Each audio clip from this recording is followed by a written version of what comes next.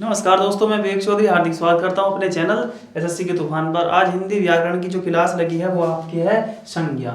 ठीक है, तो बात करते हैं संज्ञा क्या चीज होती है। संज्ञा की डेफिनेशन क्या है और संज्ञा का ये चैप्टर जो है संज्ञा ये कहाँ से लिया गया है ना। देख लीजिए, आपने सबसे पहले हमने आपको पढ़ाया था कि एक तो भाषा का विकास और बोलियां है ना, ये खत्म हो गया। उसके बाद क्या आया? वर्ण संरचना। ठीक है, वर्ण संरचना के बाद शब्द संरचना। ये टॉपिक आपके क्लियर हो चुके हैं।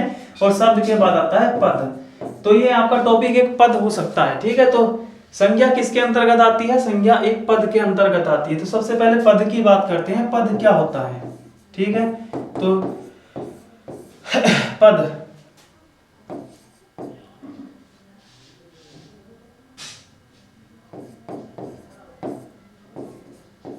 वह सार्थक शब्द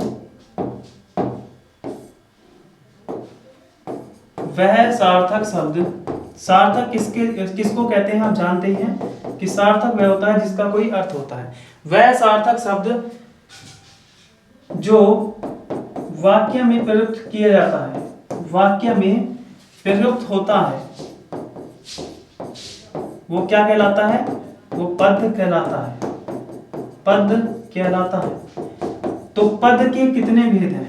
अब बात करते हैं पद के भेद। तो पद के जो हैं वो 4 भेद हैं। पद के 4 भेद हैं। कौन कौन से हैं? पहला है नाउन, संज्ञा, अंग्रेजी में इसको नाउन कहा जाता है। दूसरा सर्वनाम, इसको प्रनाउन कहा जाता है। तो तीसरा होता है विशेषण, जिसको एडजेक्टिव कहते हैं अंग्रेजी में। और चौथा होता है क्रिया। तो पद के जो 4 भेद होते हैं, पहला है संज्ञा, सर्वनाम, विशेषण और क्रिया। तो हम इसको बारी बारी से प्रत्येक को अलग अलग क्लास में हम पढ़ेंगे। तो आज की जो क्लास लगी है वो आपकी वो क्या है? संज्ञा, नाउन। तो क्या डेफिनेशन होती है इसकी संज्ञा की?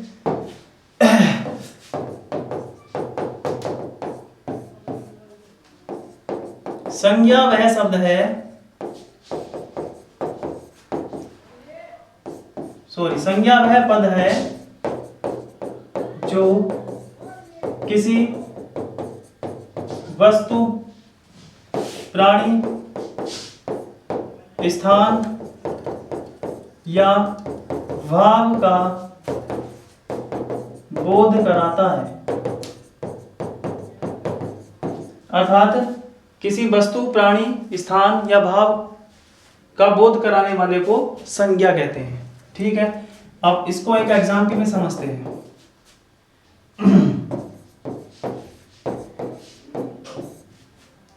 मुकेश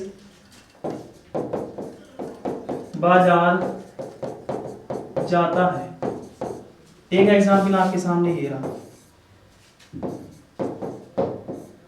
पेड़ पर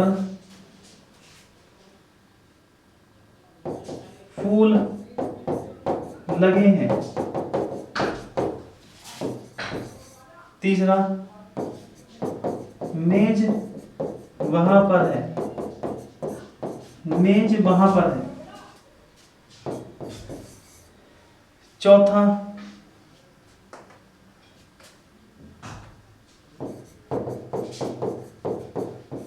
सोहन पढ़ता है। तो संज्ञा किसको कही जाती है? या तो वो कोई व्यक्ति हो, या कोई वस्तु है, या प्राणी है, या स्थान है, या उसका किसी भी उसका भाव है ना। तो इसमें जो संज्ञा शब्द है वो करता है इसमें। ठीक है, मुकेश बाजार जाता है और इसमें पेड़ एक संज्ञा है, इसमें मेज है और इसमें सोहन है। तो वाक्य का पहला पद संज्ञा कहलाता है। ठीक है, अब संज्ञा के कितने प्रकार होते हैं ना।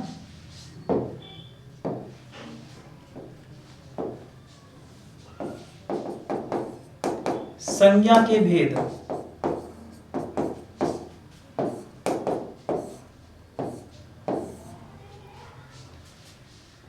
तो संज्ञा के भेद कितने होते हैं? आप कहेंगे संज्ञा के 5 भेद होते हैं। संज्ञा के 5 भेद होते हैं। पहला व्यक्तिवाचक संज्ञा, दूसरा है जातिवाचक संज्ञा, तीसरा है द्रव्यवाचक,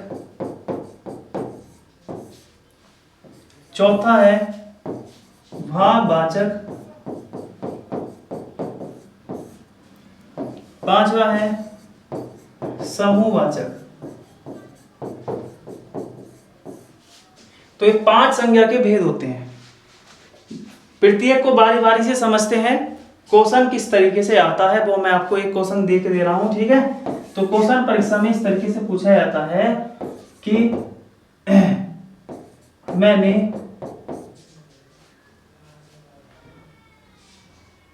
उससे मित्रता निभाई, और उस पर अंडरलाइन कर दिया गया है। तो जो वाक्य में जो संज्ञा शब्द होगा उसको रेखांकित भी किया जा सकता है। उस शब्द में, उस पद में ये बताना संज्ञा का कौन सा भेद लगा हुआ है ना। तो मैंने उससे मित्रता निभाई। चलिए बात करते हैं व्यक्तिवाचक की। तो व्यक्तिवाचक में क्या होता है, इसमें किसी एक सिंगल पर्सन का जिक्र होता है, ठीक है। इसमें किसी सिंगल पर्सन का जिक्र होता है। जातिवाचक में उसकी पूरी कैटेगरी का बोध होता है, पूरी जाति का बोध होता है। जैसे कि इन दोनों को एक साथ समझ लीजिए। हमने कहा कि सोहन एक लड़का है, ठीक है। अगर तो लड़का है ना। तो लड़का क्या होता है, लड़का एक जाति हो गई, ठीक है। लड़का हुआ, लड़की हुई, ये क्या होती है, जाति होती है। मतलब उसमें ये पता नहीं चलता कि कौन सा लड़का है ना। लेकिन हमने जब सोहन नाम बोला तो उसमें क्या, उस लड़के का नाम क्लियर हो के आ गया। तो जिसमें किसी एक पर्सन का बोध हो, ठीक है, तो वो क्या कहलाती है, वो व्यक्तिवाचक कहलाती है। और जिसमें पूरी जाति का बोध हो वो जातिवाचक कहलाती है। द्रव्यवाचक क्या होता है, नपने तुलने से संबंधित होता है, ठीक है। तो जो वस्तुएं नाप तोल से संबंधित होती हैं वो सभी वस्तुएं क्या होती हैं, द्रव्यवाचक संज्ञा के अंतर्गत आती हैं। भाव में क्या होता है, किसी व्यक्ति या वस्तु का अगर इसमें भाव आता है तो वो क्या होती है, वो भाववाचक संज्ञा के अंतर्गत आती है। समूह की बात करें तो एक ग्रुप होता है, एक ऐसा शब्द जिसमें बहुत सारों का वर्णन आ जाए। जैसे सेना, सेना कभी सिंगल या डबल होके नहीं होती। सेना में क्या होता है, एक समूह सा होता है ना। जैसे अंगूर का गुच्छा हुआ, ठीक है, तो उसमें भी समूह सा हो गया। लकड़ी का ढेर हुआ तो ये क्या हुआ, समूहवाचक संज्ञा आ गई। क्वेश्चन को जरा डीपली पढ़ें, क्या कहा गया उसमें, मैंने उससे मित्रता निभाई। क्या वो व्यक्तिवाचक है, क्या वो किसी एक व्यक्ति के संबंधित है, नहीं। मतलब किसी पर्सनल सिंगल की बात नहीं आई उसमें मित्रता में। जातिवाचक, क्या मित्रता एक जाति के अंतर्गत आती है, वो भी गलत है। द्रव्यवाचक नाप तोल से संबंधित है, वो भी गलत है। भाववाचक है क्या वो, ठीक है, इसको जरा ध्यान से देखें। हाँ, उसमें क्या होता है, इसमें मित्रता में भाव स्पष्ट होते हैं। भाववाचक की एक पहचान भी हम आपको बता देंगे किस तरीके से भाववाचक संज्ञा बनती है, ठीक है। चलिए हम प्रत्येक को बारी बारी से समझते हैं। सबसे पहले बात करते हैं हम व्यक्तिवाचक की।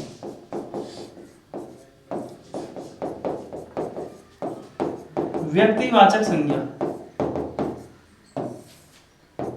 जिस संज्ञा में केवल एक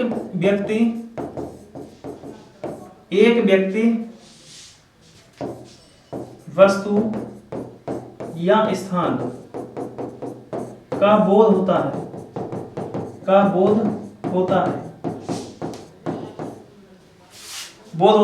तो वो क्या कहलाती है, व्यक्तिवाचक संज्ञा कहलाती है। व्यक्तिवाचक संज्ञा कहलाती है।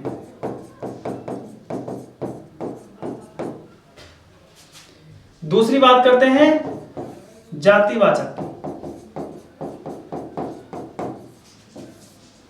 संज्ञा। जिस संज्ञा में पूरी जाति का बोध होता है,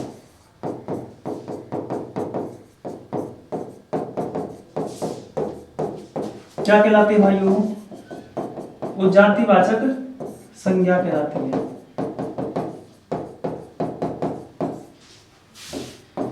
आप इन दोनों को एक तरीके से याद करेंगे कि केवल सिंगल का जिक्र हो तो व्यक्तिवाचक, और जिसमें पूरा जाति का वर्णन हो तो उसमें जातिवाचक।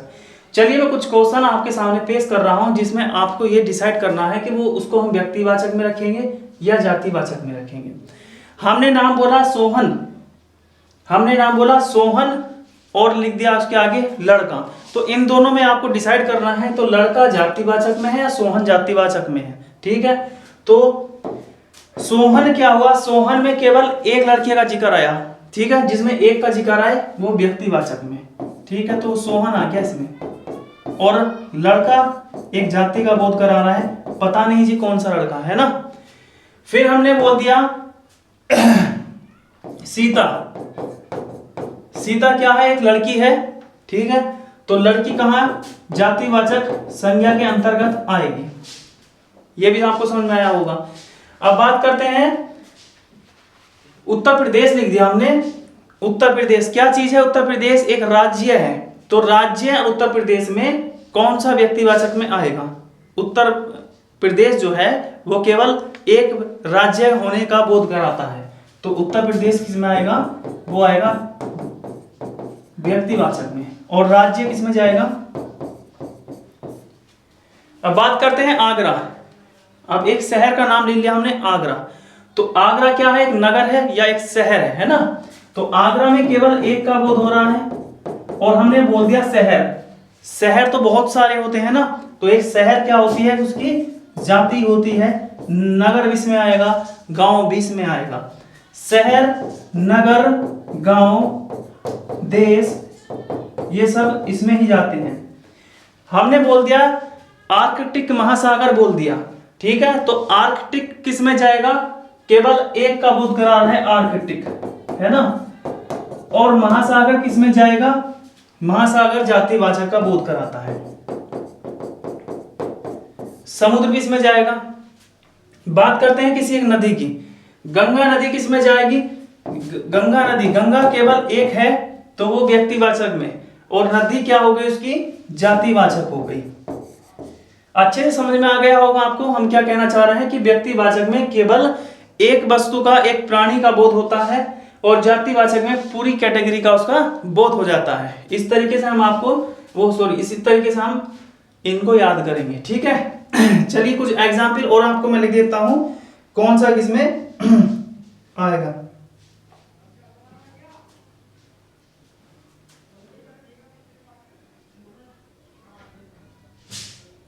बच्चा किसमें जाएगा भाई, बच्चा व्यक्तिवाचक में। बच्चा का नाम तो नहीं है ना, तो नाम नहीं खुला तो उसमें लिख देंगे बच्चा, इसमें जाएगा। अब कुछ पेड़ पौधे, फल, पशु पक्षियों के बारे में बात कर लेते हैं। ठीक है, यहां पर थोड़ा सा अपवाद सा हो जाता है। हमने बोला कि पेड़ किस में जाएगा, पेड़ किस में जाएगा। ठीक है, तो पेड़ आप बता रहे हैं कि किस चीज का है वो। अगर वो हमने बोल दिया कि आम का पेड़ है, ठीक है, तो व्यक्तिवाचक में जाना चाहिए। पेड़ किस में जाना चाहिए, जातिवाचक में जाना चाहिए। जिस प्रकार नदी गई है ना, नदी गंगा है, यमुना है, सरस्वती है, नर्मदा है, उनके नाम एकक हैं, केवल एकक नदियां हैं तो व्यक्तिवाचक में जाएंगे, और नदी को हम पूरी जातिवाचक में रखेंगे। तो फलों की बात करते हैं। अब हमने बोला कि फल किस में जाएगा, फल हो गया एक जातिवाचक। ठीक है, और हमने बोला कि आम किस में जाएगा, आम, तो क्या उसमें आम का केवल एक बोध हो रहा है। यहां पर थोड़ा सा अपवाद है, क्योंकि आम की भी बहुत सारी प्रजातियां होती हैं, जैसे दशहरी, चौसा और सिंदूरी। ठीक है, यदि हमने लिख दिया यहां दशहरी आम, तो दशहरी आम में केवल एक तरह के आम का जिक्र हुआ है ना। लेकिन हमने लिख दिया आम, अमरूद की भी कुछ नस्लें होती हैं। ठीक है, जैसे इलाहाबादी अमरूद हुआ, तो इलाहाबादी अमरूद किस में जाएगा, व्यक्तिवाचक में। इसलिए आपको यहां नोट करना है कि सभी फल,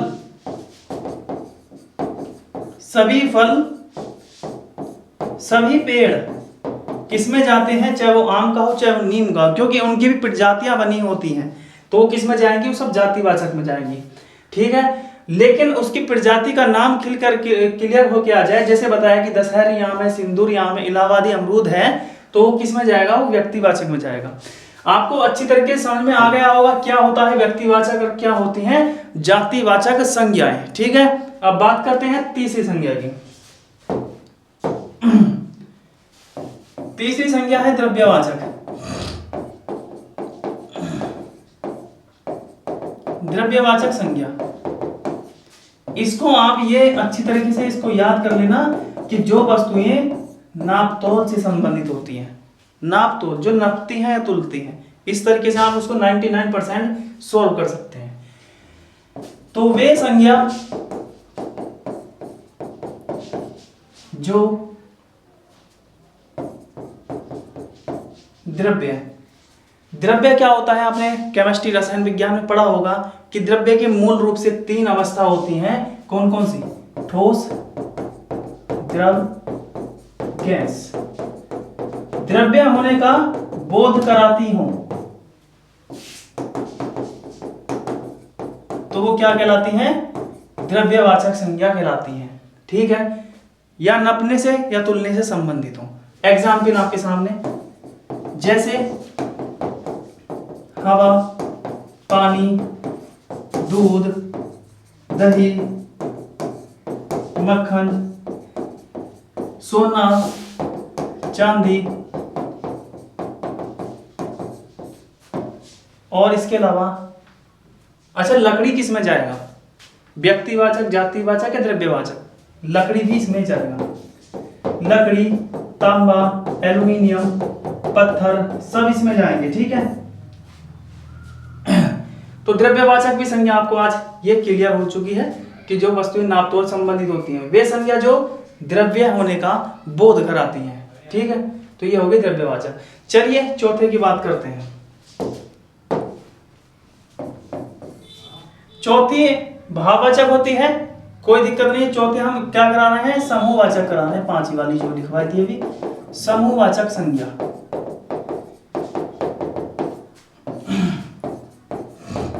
वह संज्ञा जिसमें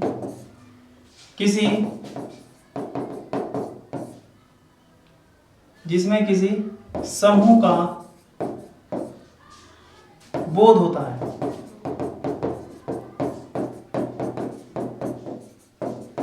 जैसे कि इकट्ठा होने का, कोई शब्द आपको ऐसा दिखेगा जिसमें एक नहीं बहुत सारे लोग हैं, बहुत सारी वस्तुएं हैं, तो वो शब्द क्या होगा, समूहवाचक संज्ञा होगी। एग्जाम्पल, कक्षा, विद्यालय, परिवार,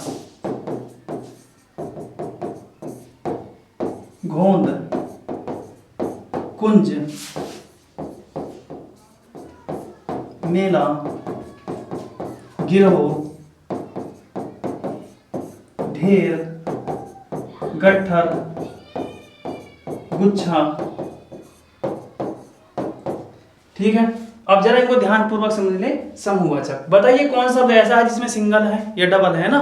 सब में क्या है, कक्षा, कक्षा में एक या दो वाला तो नहीं बैठता, कक्षा पूरी सम्मिलित एक समूह की होती है ना। विद्यालय में भी बहुत बच्चों का समूह पाया जाता है। परिवार में भी, परिवार एक या दो जन को नहीं कहते ना, परिवार में कुछ सदस्य जो होते हैं तो एक समूह बन जाता है। ठीक है, और मतलब घर के सदस्यों का समूह को क्या कहते हैं, परिवार कहते हैं। गोंद और ये कुंज क्या होता है, जो पवित्र स्थानों पर जो भीड़ लग जाती है उसको कहते हैं ना। मेला, मेले में भी एक समूह इकट्ठापन हो जाता है। गिरोह में जैसे चोरों का गिरा हुआ, तो एक दो आदमी तो उसमें काम नहीं करेगा, बहुत सारे लोग होते हैं उसमें भी, है ना, गिरोह में भी। ढेर, जैसे कि बालू का ढेर है ना, पत्थरों का ढेर, तो उसमें भी बहुत सारे होंगे। गट्ठर, लकड़ी का गट्ठर हो गया, गुच्छा जैसे अंगूर का गुच्छा हो गया। तो ये शब्द क्या होंगे, ये सब समूहवाचक के अंतर्गत आएंगे। ठीक है, चलिए बात करते हैं 5वीं की। 5वां है भाववाचक संज्ञा। भाववाचक,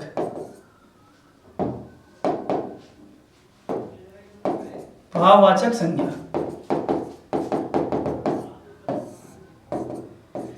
वह संज्ञा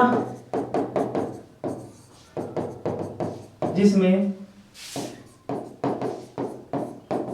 वस्तु या व्यक्ति या वस्तु के भाव।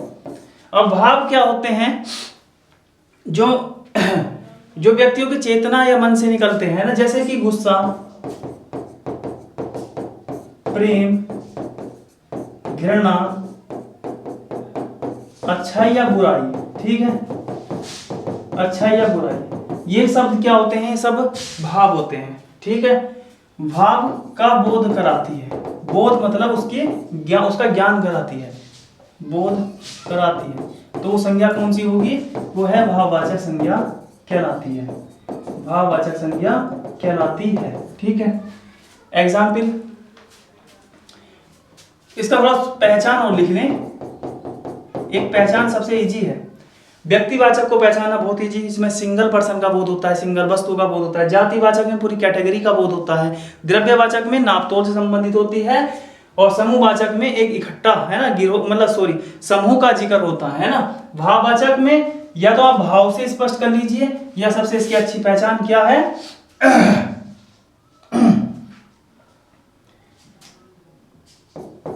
जिस संज्ञा में प्रत्यय जुड़ा हो। ठीक है, ये इसकी पहचान है। जिस संज्ञा में प्रत्यय मतलब जो किसी मूल शब्द के बाद में जुड़ता हो, तो वो कौन सी संज्ञा कहलाएगी? भाववाचक। एग्जाम्पल, अभी क्वेश्चन पूछा था आपसे मित्रता, तो मित्र कैसी संज्ञा है? मित्र एक जाति वाचक संज्ञा है, उसमें ता प्रत्यय जुड़ने पर क्या बन गया? वो भाववाचक संज्ञा बन गई। ठीक है, बचपन में भी ठीक है, बचपन के भाव स्पष्ट होते हैं, या इसमें पन प्रत्यय लगा है। तीसरा, बुराई भलाई, सुंदरता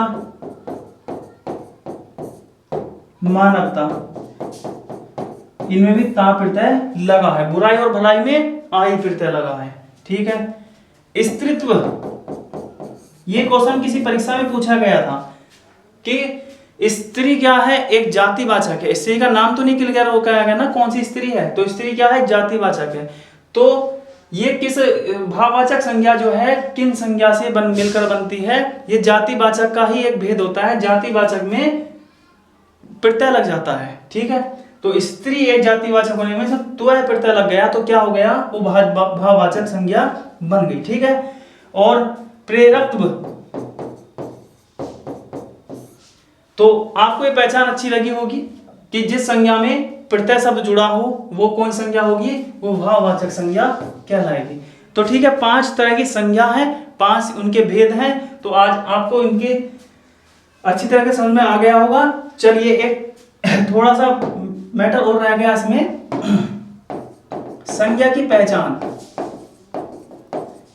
संज्ञा की पहचान, तो इसमें हम आपको एक चीज बता रहे हैं, संज्ञा या तो प्राणीवाचक होती है, या गणनीय होती है, या अगणनीय होती है, या अगणनीय होती है। तो कुछ एग्जाम्पल आपके सामने दे रहा हूं, उसमें इस तरह का क्वेश्चन आता है कि सुरेश है ना, सुरेश, उसमें किस तरह की संज्ञा है? मेज में किस तरह की संज्ञा है? प्राणीवाचक है, गणनीय है, ठीक है, या अगणनीय है। जैसे कि एग्जाम्पल, आदमी, पुस्तक, केला, दूध, हवा, प्रेम, बच्चा, भैंस, चिड़िया।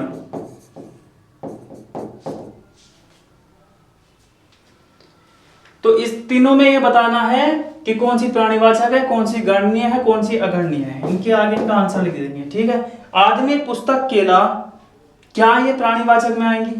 पुस्तक तो प्राणीवाचक नहीं होती ना, वो अप्राणीवाचक होती है।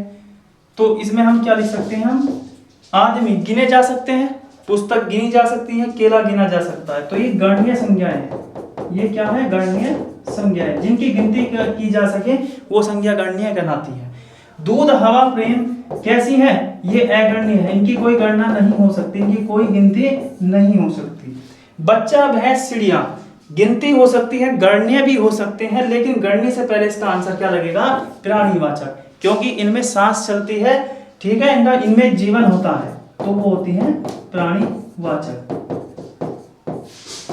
संज्ञा का टॉपिक आपको समझ में आ गया होगा, और जिसको क्लास अच्छी लगे वो कमेंट्स में जरूर लिखना, और संज्ञा में कोई डाउट लगा हो तो कमेंट्स बॉक्स में जरूर पूछिएगा, मैं उसका आंसर अच्छी तरह से दूंगा। ठीक है, चलिए हमारे चैनल को सब्सक्राइब, लाइक, शेयर जरूर करें, और वीडियो को थोड़ा दूर तक फैला दें, जिससे कुछ अन्य बच्चों को भी इसकी सहायता मिल सके। ठीक है, क्लास को यहीं समाप्त करते हैं, धन्यवाद।